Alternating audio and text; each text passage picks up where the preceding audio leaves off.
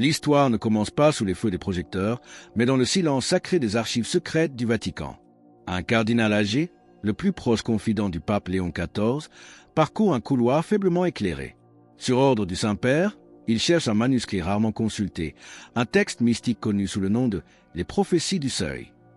Ce livre parle d'une époque future où la foi de l'Église semblerait s'affaiblir, devenant une simple formalité. Mais il contient aussi une promesse, celle d'un renouveau dont le commencement serait marqué par un signe d'une clarté déconcertante. Le cardinal trouve enfin le passage que le pape lui a indiqué et le lit à voix basse. Les mots, écrits il y a plus d'un siècle, résonnent dans le silence. De la terre de la Sainte Croix, une lumière inattendue surgira. Une beauté que le monde a convoitée se consacrera à moi et portera mon nom non pas dans les temples, mais dans les tavernes des hommes. Elle ne saura pas quel est le premier pas. Quand vous la verrez, sachez-le, la prophétie a commencé. Le pape Léon XIV connaît cette prophétie.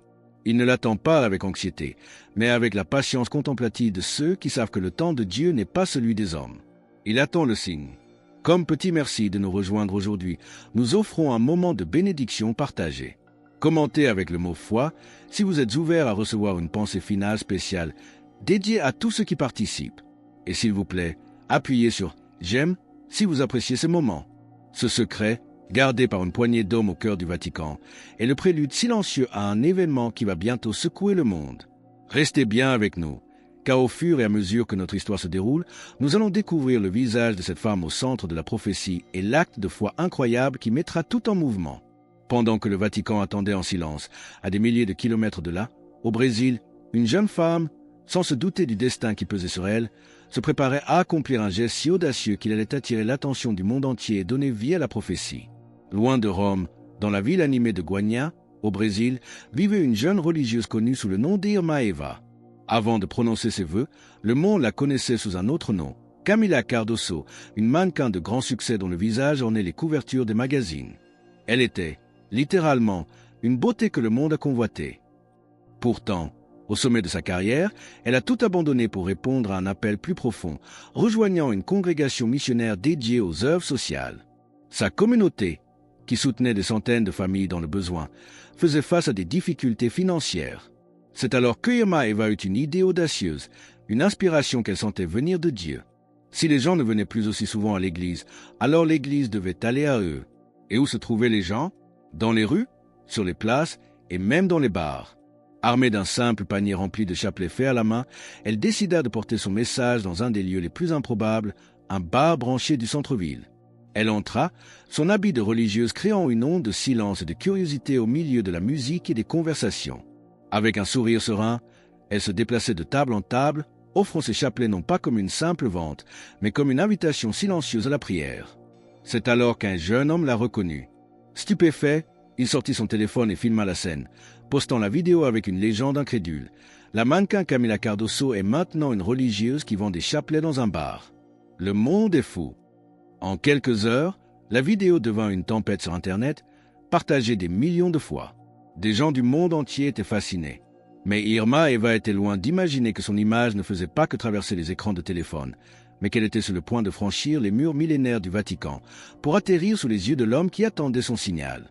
La tempête médiatique déclenchée au Brésil ne tarda pas à atteindre Rome.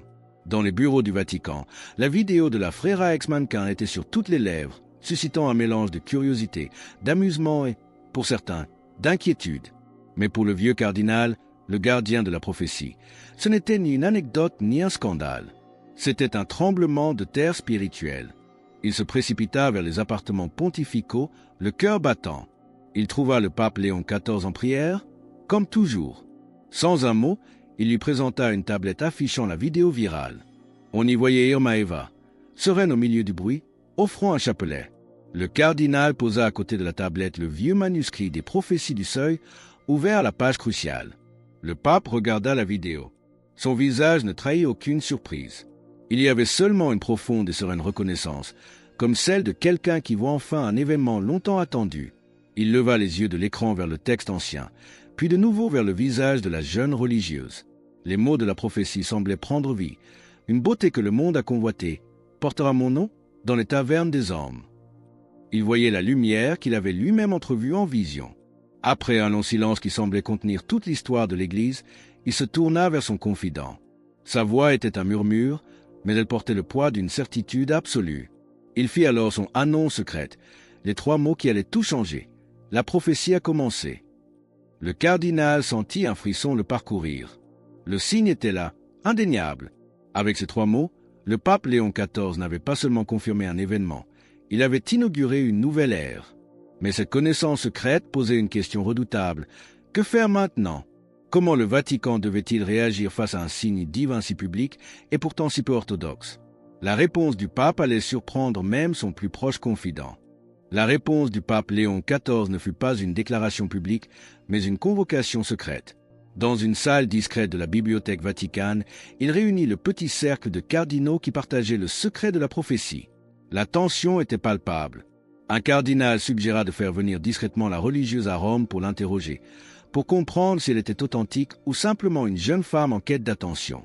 Un autre, plus prudent, proposa de publier une note officielle pour prendre ses distances avec ces méthodes non conventionnelles. Le pape Léon XIV les écouta tous en silence, son visage impénétrable. Puis, quand tous eurent fini de parler, il prit la parole.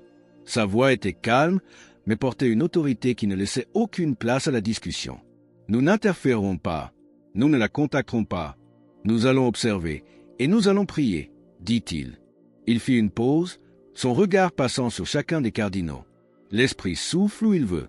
Si c'est un véritable signe de Dieu, notre rôle n'est pas de le contrôler, mais de l'accueillir avec humilité.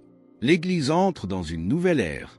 Nous devons réapprendre à voir l'œuvre de Dieu dans les lieux et les méthodes qui nous surprennent.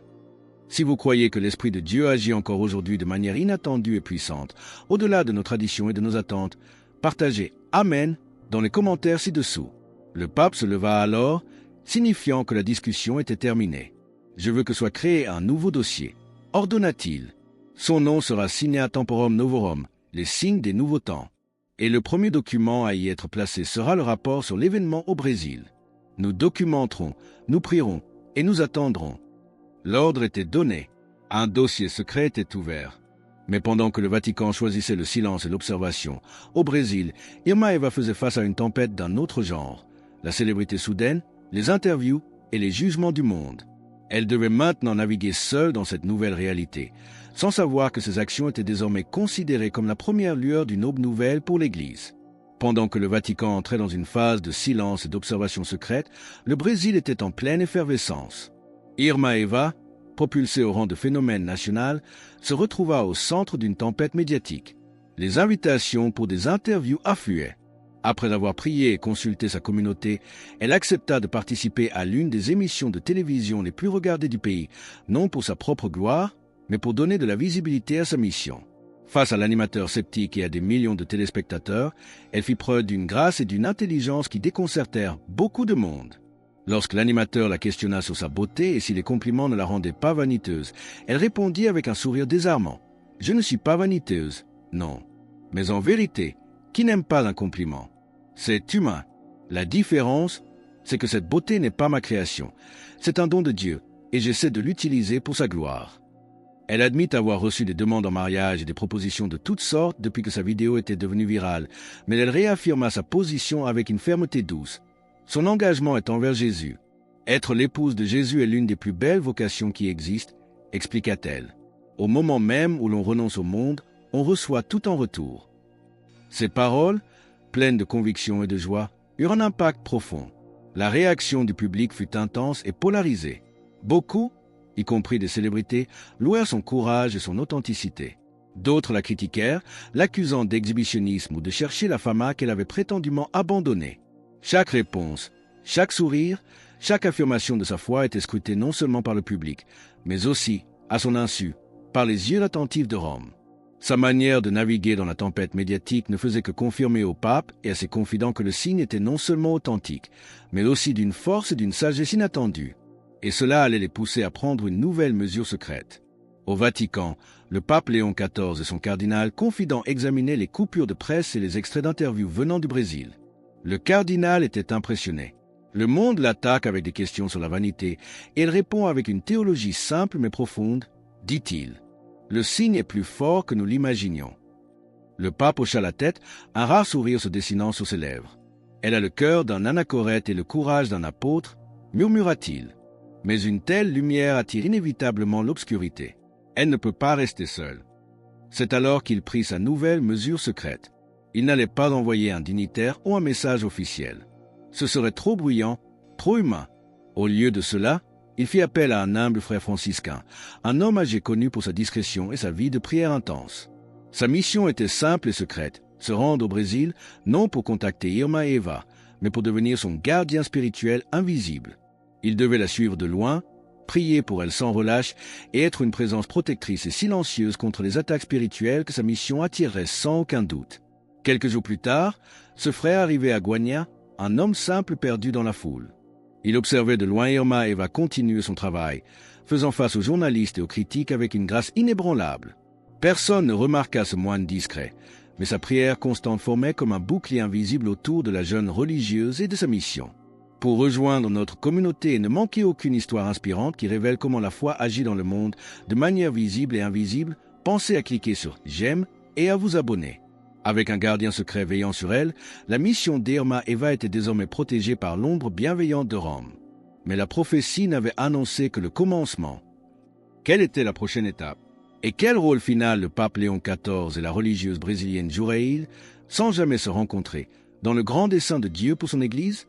La réponse à cette question ne se trouve pas dans une rencontre physique ou une déclaration publique, mais dans la beauté mystérieuse du plan de Dieu. Le rôle final du pape Léon XIV et de la religieuse brésilienne était d'incarner les deux piliers de cette nouvelle ère de la foi.